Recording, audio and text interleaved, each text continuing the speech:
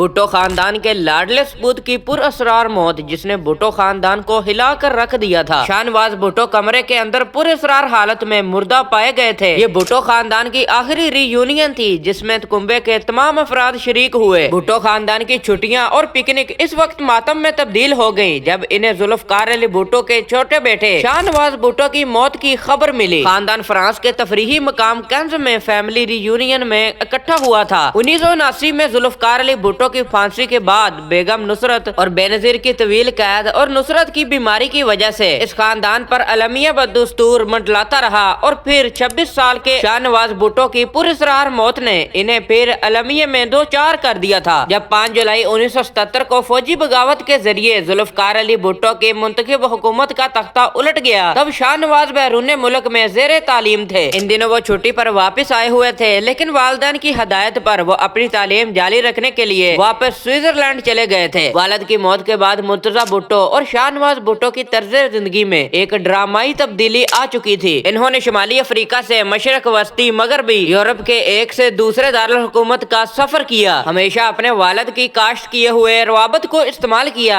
ताकि उनकी तंजीम के लिए फंड्स और असला इकट्ठा कर सकें। शाहनवाज भुट्टो अपनी अहलिया रेहाना और 3 वर्ष की बेटी के साथ चंद रोज कबल ही एक अपार्टमेंट में मुंतकिल हुए थे जबकि उनकी वालदा नुसरत फ्रांस के जनूब में जेर आलाई थी और बेनजीर की रिहाई लंदन में खुद साख्ता जलावतनी की जिंदगी गुजार रही थी। खानदान की रीयूनियन के लिए मुर्तजा भुट्टो दमिश्क से और सनम भुट्टो लंदन से अपने शोहर नासिर हुसैन के साथ फ्रांस आई हुई थी। रात को देर तक खानदान के अफराद घूमते और गपशप करते रहे। अगली सुबह शाहनवाज की अहलिया रेहाना ने बेगम नुसरत भुट्टो को इतला दी कि शाहनवाज की वफात हो गई है। बेनजीर भुट्टो का यह कहना है कि इन्हें सनम ने बताया कि शाहनवाज को कुछ हो गया है। बेनजीर भुट्टो ने अपनी आप बीती कुछ ऐसे बयान की कि सनम बेडरूम में चली गई। वो कहने लगी जल्दी से हमें जाना है, अपना बच्चा मेरे हवाले करते हुए सनम ने कहा। बेनजीर लिखती है कि जब अम्मी तीसरे अस्पताल का नंबर डायल कर रही थी इतने में मुर्तजा भुट्टो अंदर आया। वो टूटा हुआ लग रहा था, खामोशी से कह रहा था कि मैंने देखा कि इसकी वफात हो गई है। ये अल्फाज उनके मुंह में ही थे। मैं चिल्लाई, अम्मी के हाथ से फोन गिर गया। ये सच है माँ, मुर्तजा ने अजियत भरी सरगोशी की। मैंने मुर्दे देखे हैं, शाहनवाज का जिस्म ठंडा है। बेनजीर ने शाहनवाज की फ्लैट में पहुंचने के बाद वहां की सूरत हाल का जिक्र किया। वो कहती हैं कि शाहनवाज काफी टेबल के पास कमरे में कालीन पर पड़ा था। इसने अभी तक गुज़श्ता रात की सफेद पतलून पहनी हुई थी। इसका हाथ फैला हुआ था,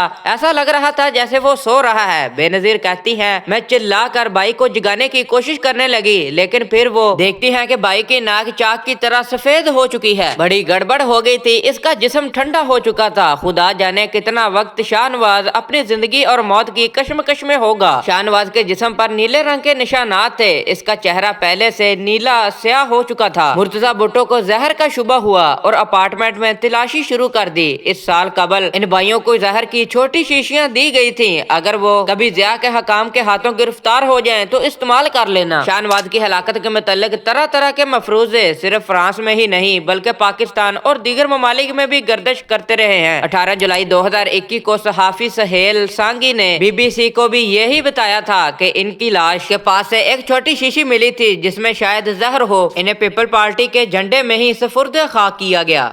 दोस्तों चैनल को सब्सक्राइब कर लें और वीडियो को लाइक लाजमी से कीजिएगा। ऐसी मजीद इंटरेस्टिंग वीडियोस देखने के लिए मिलते हैं नेक्स्ट वीडियो में किसी नए टॉपिक के साथ। अल्लाह हाफिज।